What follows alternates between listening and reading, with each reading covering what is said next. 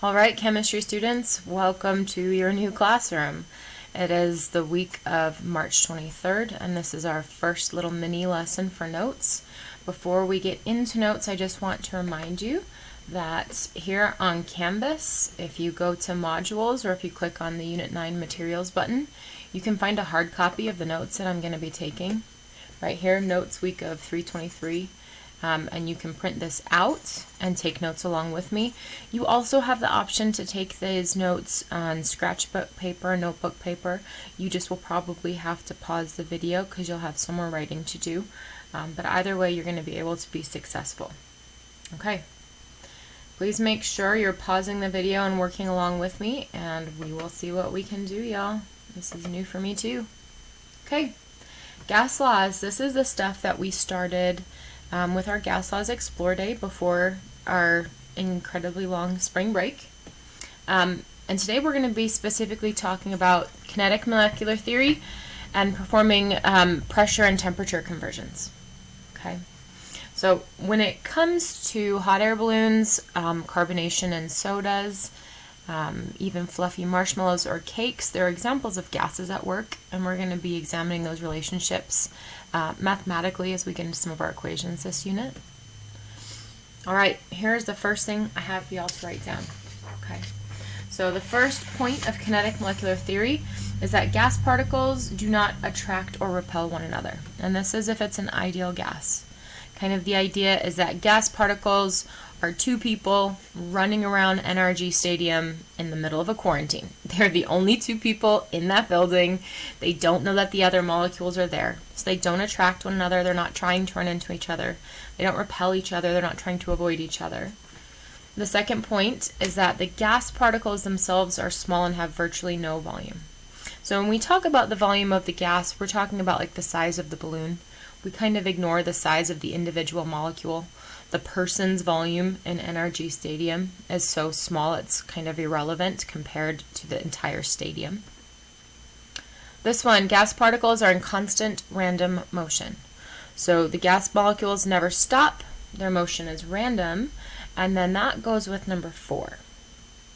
All gases, doesn't matter what element it is, all gases have the same average kinetic energy at the same temperature.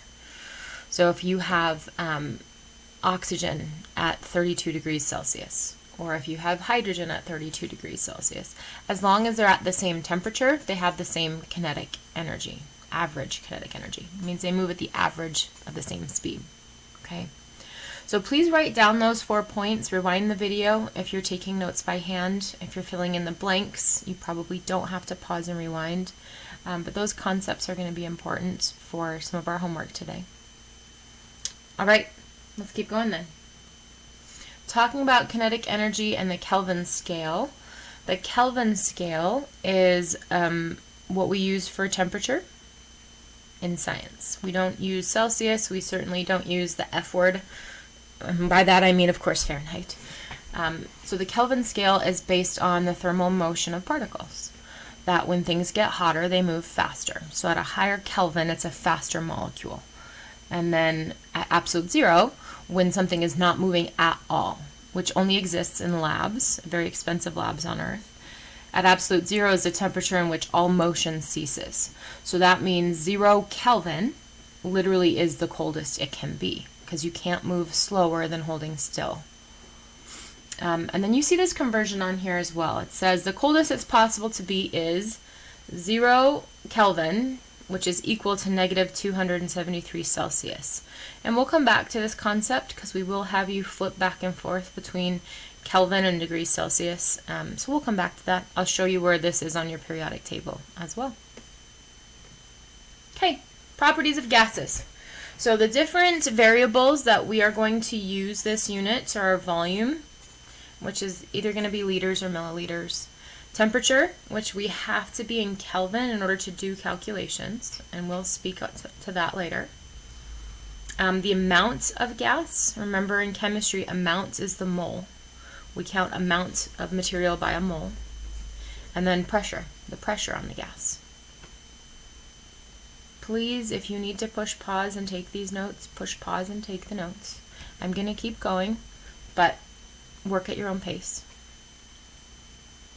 All right, some essential vocabulary at the bottom of this page. These are going to be definitely homework and quiz questions this week. So pressure.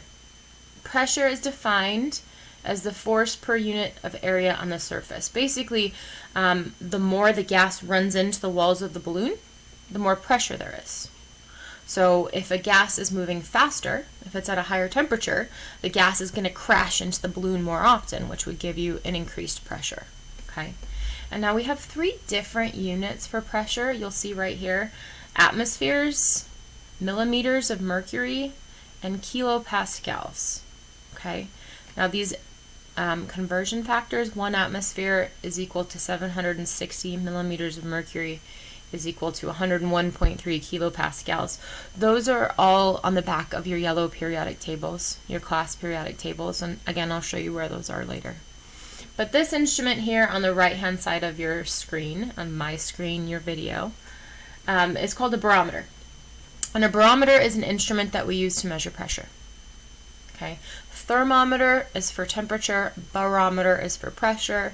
Please put a star by this, highlight it, whatever you need. If you want to write homework or quiz question, do that. But this is something from the vocabulary we are definitely going to hold you accountable for. Barometer. So a barometer is invented in the 1600s, and it's kind of like one of the experiments we did in class for you, that the atmospheric pressure pushes down on the mercury, and in this vacuum tube here, the mercury rises if it's higher pressure, lower pressure.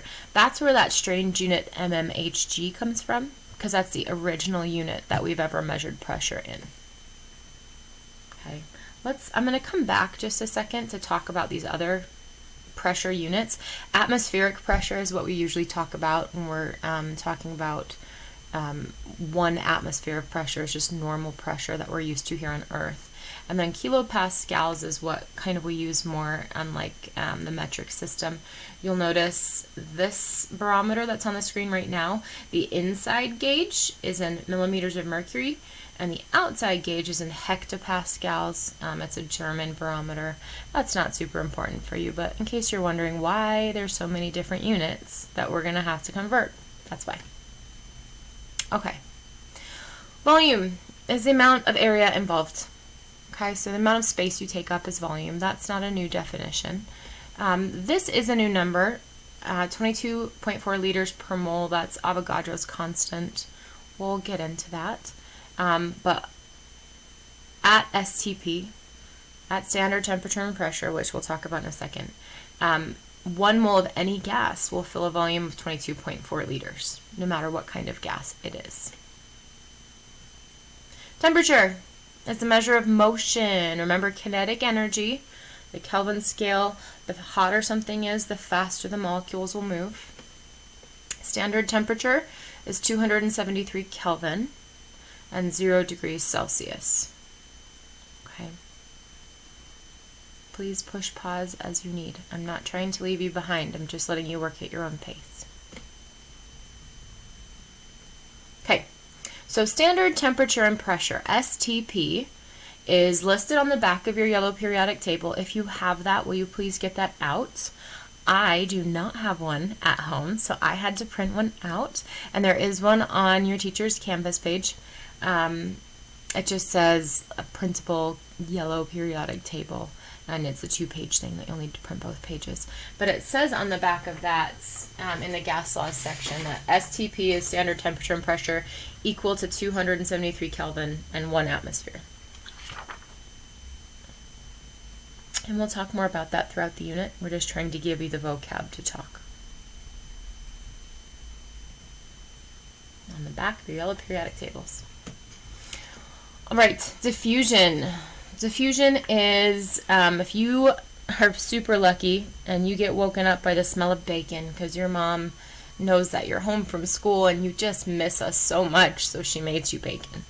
Being able to smell the bacon, that smell is centralized to the kitchen, and then it kind of spreads throughout your downstairs and upstairs throughout the house. That act of the gas or the smell spreading throughout the house is diffusion. Okay. smelling something from far away, and gases will diffuse to fill their entire volume. They'll spread out. The opposite of diffusion is compression. Now, diffusion is a natural process. It happens by itself. Gases spread out because of that random word entropy, randomness. Compression is not a process that happens by itself. It requires energy. So this is an air compressor. You could use it to inflate car tires or air mattresses or whatever the case might be. But it's when you're pushing together gas particles. Basically, you're decreasing the volume when you compress a gas. All right, that does it for our vocabulary section. Okay, so that's probably the most notes as far as you having to write it all out that we'll do throughout these next 3 weeks. A lot of what else we're going to be doing is going to be calculations. You'll see on that back of your yellow periodic table there's a lot of equations this unit. So temperature conversions are really pretty straightforward. And it says this on the back of your periodic table, this section right here. I wonder if I can click on that. I can't. Well, I tried. But it says this, 0 degrees Celsius is equal to 273 Kelvin. So that's the information that's always going to be given to you. So you'll see that Kelvin is always going to be bigger than Celsius. If you are boiling water, you have 100 degrees Celsius, then you're bigger by 373 Kelvin. So this here on the right-hand side, if you start in Celsius and you want to go to Kelvin, you're going to be adding 273 to do that. So if you're starting in this Celsius right here, and you want to go to Kelvin, you're going to have to increase, add. And then the opposite, if you're already starting in Kelvin, if I give you a value in Kelvin, and I want you to convert it to Celsius, you need to get smaller by 273. So we'll be subtracting. So y'all will notice, if you have a printout of these notes, that we have 4 practice problems here. If you don't have the printout, please pause and copy down these 4 problems, and then you can solve them along with us. But the first one, I'm starting you in degrees Celsius, negative 167 degrees Celsius, and I want you to convert that to Kelvin. Okay? So going from Celsius to Kelvin, we're going to want to get bigger by 273. So we will add 273 to that. So negative 167 plus 273 equals 106 Kelvin. Now it's important to note that absolute 0, and I'm going to go back a few slides just a second, okay? Absolute 0, the coldest that it's possible to be, is 0 Kelvin. So there's no such thing as negative on the Kelvin scale. So if you're doing a problem like this and you ever get a negative Kelvin answer, you did it backwards. Don't put that as your answer. Recalculate it. Okay? You can be negative on the Celsius scale, but not on the Kelvin scale. Look at number 2. It says convert 321 kelvins to Celsius. So now I'm starting in the bigger unit, Kelvin, and to get to Celsius I need to subtract 273. Okay? Please have integrity, pause the video and solve the last 2, and then you can push play and check your answers. For number 3, we want you to convert Celsius to Kelvin. So if you did this on your own, you should have added 273 to do that. And likewise on number 4, you're going from Celsius to Kelvin as well. So you should be adding on number 4 as well to get bigger to Celsius. On the day 1, lesson 1 homework for this week, there are temperature and pressure conversions like this. You will be doing these types of problems. So please make sure that you're watching this video carefully so you know how to do it on your own. All right, let's get into pressure conversions then. So as we defined earlier in the vocab section, pressure is defined as force divided by area. So we can convert between all of these different pressure units, atmospheres, millimeters of mercury, and kilopascals, using dimensional analysis. And you actually did this on your after-test activity, your gas laws preview worksheet, after the thermochemistry test. And I would say, at least for my students, 90% of you got this correct with very little help from me. So you already know how to do this, which is fantastic. Okay. What's up with the different units? We kind of talked about that millimeters of mercury, when they give you blood pressure and they say your blood pressure is 120/60, that is in the unit millimeters of mercury. Still used for meteorology and aviation. Kilopascals kind of replaces pounds per square inch around the world. Okay, so I'm going to turn off my PowerPoint as best I can and show y'all these next 4 problems. If I can get this to work. Haha. Show y'all these next 4 problems. Hi. With my document camera. So the first thing I want to show you is my yellow periodic table, which you will notice is not yellow because I didn't bring one home during spring break. So like I said, if you don't have one of these at home, you can go onto Canvas. Let me show you here. If I can get this to work. Under modules, perhaps. Yeah, I didn't do that correctly. Okay, so if you click on Unit 9 Materials, Modules, right where you found the notes, you will see this yellow periodic table from class right here. And I put that in quotes because, I mean, it's not going to be yellow when you print it at home. But you can have that. Okay. On the back of this periodic table, or on page 2 for me, because I don't print from back at home, you have these things that we talked about today. So we talked about standard temperature and pressure. Okay, standard temperature is 273 Kelvin. Standard pressure is 1 atmosphere. And then you have degrees Celsius, 0 degrees Celsius equal to 273. And you have this, which is what we need for this assignment. 1 atmosphere equals 760 millimeters of mercury equals 101.3 kilopascals. Just like we said, 1 mole of water has molar mass of 18.015, and 1 mole of whatever has 6.02 times 10 to the 23rd atoms, and we used this in dimensional analysis earlier this marking period, or I guess this semester. We're going to use these in our dimensional analysis. So I have boxed in my givens and circled my unknowns on A, because seriously, do it. It's helpful. Don't be stubborn. But in this problem, I'm starting in 840 mmHg. And units are your best friend. Please don't leave them out. Okay? It's not a shortcut. It's a disaster. So whatever I boxed is going to go in my first box, and I'm going to disco down my unit. So millimeters of mercury is coming down here. mmHg. Okay? Because it's like disco, top to bottom. Okay? Then what I'm looking for, atmospheres, goes on top. So you disco down just the unit you have, and you put the unit you're looking for on top. Then you get the numbers from your yellow periodic table, right here, or it's right here on the notes or on the screen.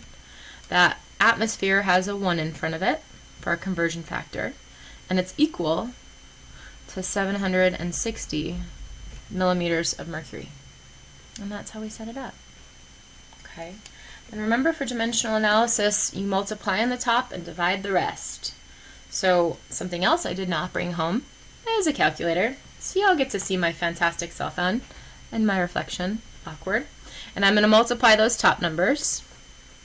840 times 1, which stays 840, and divide by the bottom, 760. Okay.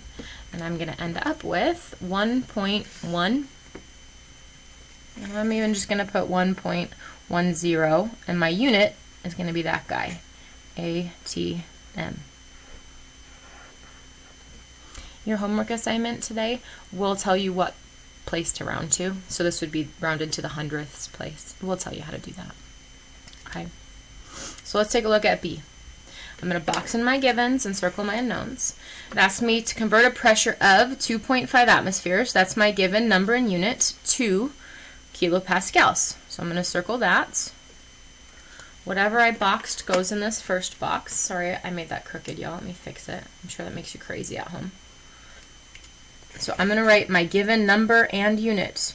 No shortcuts on top. 2.5 atmospheres. I'm going to disco down just my unit, ATM, and put the unit I'm looking for on top, kilopascals. And we said the top has to be equal to the bottom. So using this equation, or this equality, I suppose, I can see that 1 atmosphere on bottom, 1 goes in front of ATM, is equal to 101.3 kPa. 101.3. And it's fine. You can go from atmospheres directly to kPa. You don't have to do 2 steps. You don't have to do 2 steps. So we're going to multiply the top and divide by the bottom. 2.5 times 101.3 divided by the bottom. It's the same thing. So my answer, 253, if it's a whole number, 0.25, and then kPa.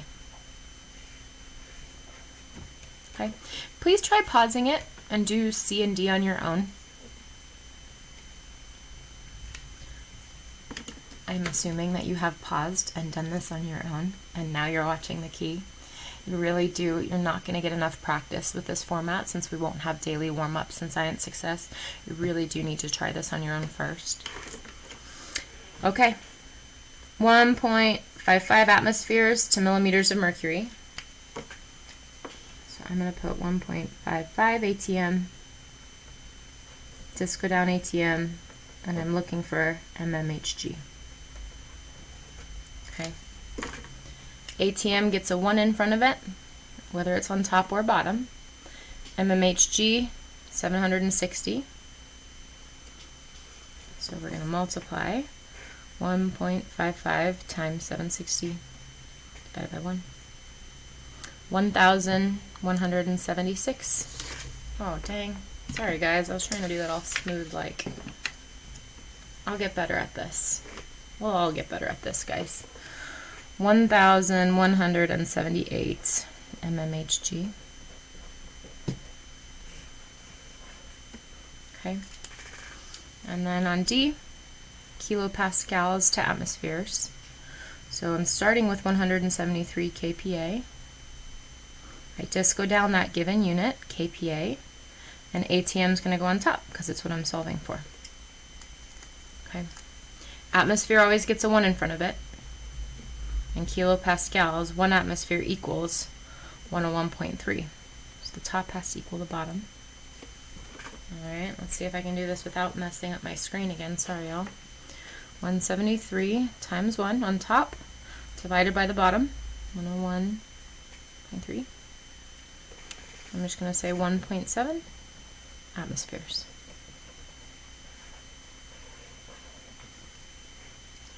Alright. I'm going to walk you through what to do next. You can do both videos with notes right now if you want. You can stop and do it another day as long as it's done by Thursday this week. Go ahead and look at, again, unit for gas laws. It's the module for gas laws. You see right here it says homework week of 323 lesson 1. So this is 1 page of homework. It's really pretty short. Over what we just learned. And there is a video tutorial for this on the video tutorial page. Once you have either copied this down, printed it out and filled it out, or copied this down on notebook paper, okay, you are going to take the quiz associated with this, and that's how you're going to enter your homework, as Canvas is going to be grading that for you. And you do have multiple attempts on entering that homework. So this is where you're going to find the homework. Once you've completed the homework, you're going to enter it here, where it says week of 323 lesson homework quiz. Okay, and then you'll do the same thing for the lesson 2 video tutorial, lesson 2 homework, and then at the end of the week you'll have the end of the week quiz. Please email your teachers with questions that you have. We can absolutely answer our emails throughout the week. If we need, we can try making an additional YouTube resource for you. Good luck, y'all. Thanks for sticking with us and trying hard to learn this way. We can do our best to teach this way. Without y'all trying, it's just not going to make a difference. So thanks for sticking with us.